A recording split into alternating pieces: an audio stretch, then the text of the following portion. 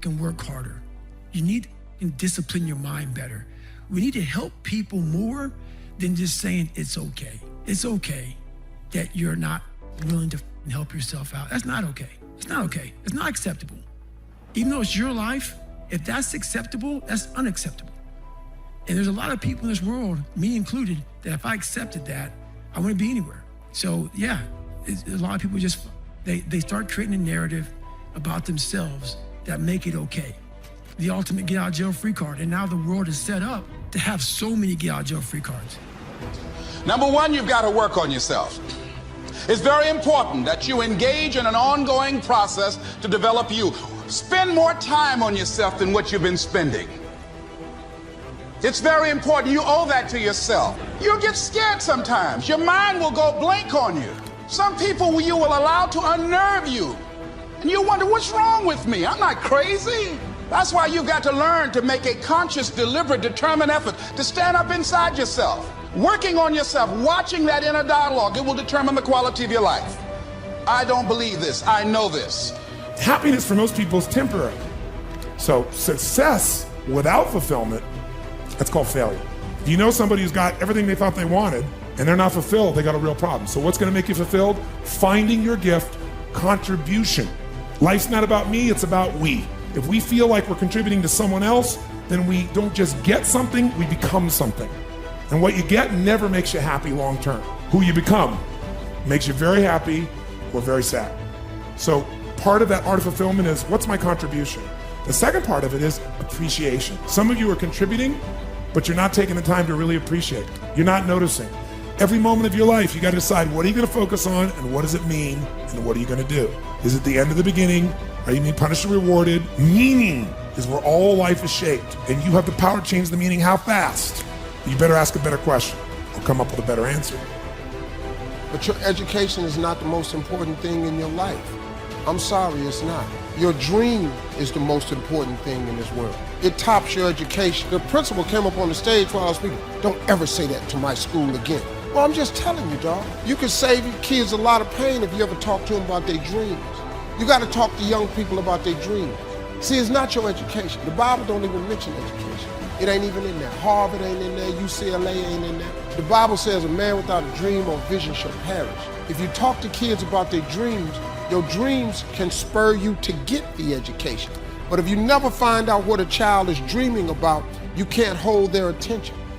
So if you want to make six figures, you can't just be talking about you want to make six figures.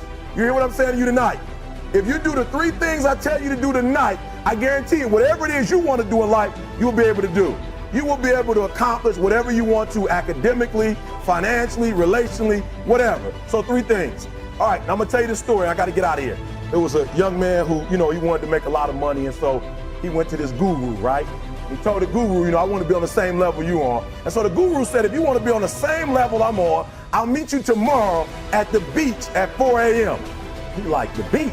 I said, I want to make money. I don't want to swim. Guru said, if you want to make money, I'll meet you tomorrow, 4 a.m.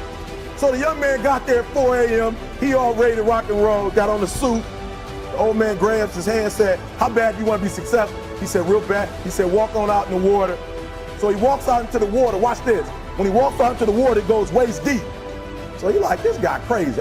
He's like, I want to make money. He got me out here swimming. I didn't ask to be a lifeguard. I want to make money. He got me in. So he said, come out a little further. Walked out a little further. Then he had it right around this area, the shoulder area.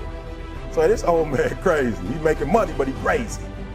He said, come on out a little further. He came out a little further. It was right at his mouth. My man like, I'm about to go back in here. This child is mine. So the old man said, I thought you said you wanted to be successful. He said, I do. He said, walk a little further. He came, dropped his head in. He had him held down. Just before my man was about to pass out, he raised him up. He said, I got a question for you. Somebody answered the question for me. He said, when you were underwater, what did you want to do? He said, I wanted to breathe. He told the guy, he said, when you want to succeed as bad as you want to breathe, then you'll be successful. I don't know how many of y'all got asthma in here today, but if you ever had an asthma attack before, you short of breath, SOB, shortness of breath, you wheezing. The only thing you trying to do is get some air. You don't care about no basketball game. You don't care what's on TV. You don't care about nobody calling you. You don't care about a party. The only thing you care about when you're trying to breathe is to get some fresh air. That's it. And when you get to the point where all you want to do is be successful as bad as you want to breathe, then you'll be successful. And I'm here to tell you, number one, that most of you say you want to be successful, but you don't want it bad. You just kind of want it. You don't want it badder than you want to party. You don't want it as much as you want to be cool. Most of you don't want success as much as you want to sleep. Some of you love sleep more than you love success. And I'm here to tell you today, if you're going to be successful, you've got to be willing to give up sleep. You got to be willing to work off for 3 hours of sleep, 2 hours. If you really want to be successful, some days you're going to have to stay up 3 days in a row. Because if you go to sleep, you might miss the opportunity to be successful. That's how bad you got to want it. Listen to me. You got to want to be successful so bad that you forget to eat. Beyonce said once she was on the set doing her thing, 3 days had gone by, she forgot she didn't eat. Because she was engaged. I never forget when 50 Cent was doing his movie, I did a little research on 50, and 50 said that when he wasn't doing the movie, he was doing the soundtrack. And they said, when do you sleep, 50? Sleep, he said, sleep is for those people who are broke. I don't sleep. He said, I got an opportunity to make a dream become a reality. What helps me is to keep the hard times in the front of my mind. This allows me to go into these big moments that I've worked my ass off, and you guys have worked your ass off. It allows me to go into these big moments with a different perspective. What it also does for me, and again, this is what works for me. I keep my back is up against this every day. It's against this wall, but it's up against this because it's what I believe in. And when my back is against this, then there's nowhere to go but that way.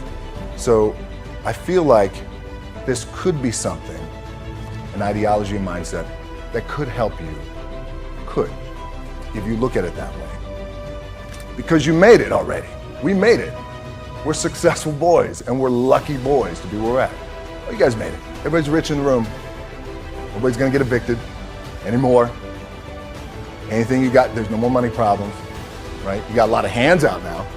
Can I get a little bit? Can I get a little bit? Right, that happens. But when you make it, for me, I need this. I need this. So every day, my back is up against this, and this is how I operate. Now, doesn't mean you don't smile, doesn't mean you don't laugh and joke, right? You're happy, I'm a happy guy.